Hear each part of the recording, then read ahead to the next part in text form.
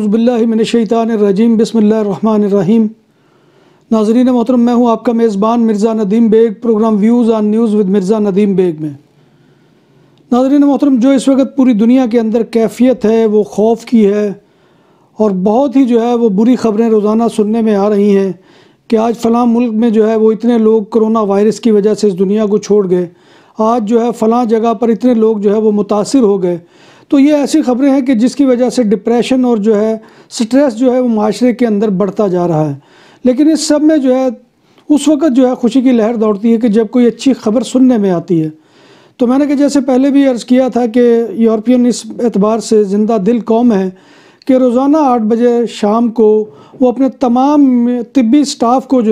کھڑے ہو کر اپنی بالکونیوں میں تالیاں بجا کر داد دیتے ہیں۔ اور اسی طرح سے ایک رپورٹ میں نے جو پچھلے دنوں نشر کی تھی کہ جس میں میں نے یہاں پر ہونے والی شادیوں کے مناظر بھی دکھائے کہ بالکونیوں میں کھڑے ہو کر دلہا اور دلہن نے وہ اپنے نکاح کی سیریمنی منعقد کی، اور پھر جتنے بھی ان کے ہمسائے تھے انہوں نے ان کو اس کے موقع پر مبارکباد بھی دی تالیاں بجا کر۔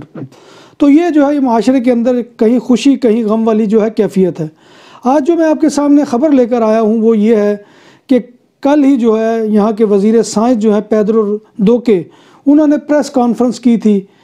اور انہوں نے اس عزم کا اظہار کیا ہے کہ اسپین وہ ہو سکتا ہے کہ کرونا وائرس کی ویکسین بنانے میں پہلا ملک بن جائے۔ اور انہوں نے یہ بتایا کہ ان کے جو سائنسدان ہیں وہ اس معاملے کے اندر بہت تیزی سے پیش رفت کر رہے ہیں،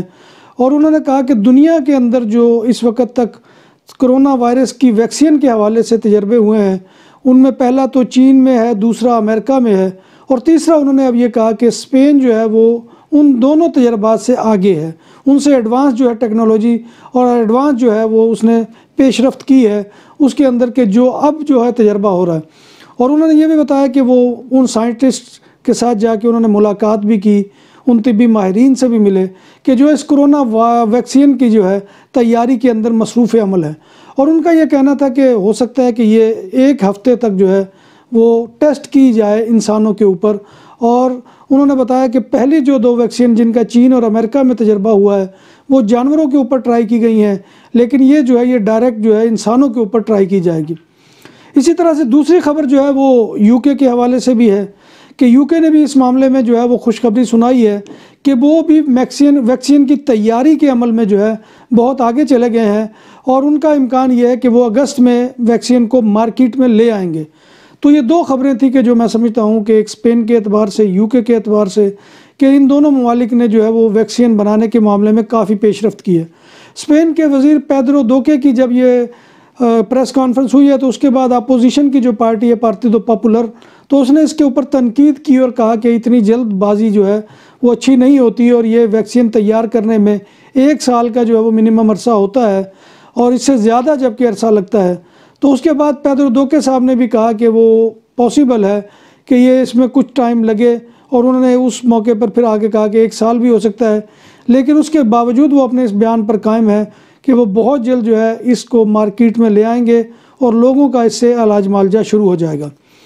دوسری خبر خوشخبری کی ان لوگوں کے لیے ہے کہ جو یہاں پر نیشنلٹی کے وہ ایگزام وہ دینا چاہ رہے تھے، اور وہ پہلا ایگزام جو تھا CSA کا، وہ اس کی ڈیٹ وہ ملتوی ہو گئی تھی، اور وہ پہلے 15 اپریل کو ہونا تھا، لیکن اب اس کی نئی ڈیٹ کا وہ اناؤنسمنٹ کر دی گئی ہے سربانتے کی جانب سے، اور وہ 15 مئی کو ایگزام اس کا ہوگا اسپین کے اندر، کہ جو نیشنلٹی کے عمل کے لیے ضروری ہوتا ہے۔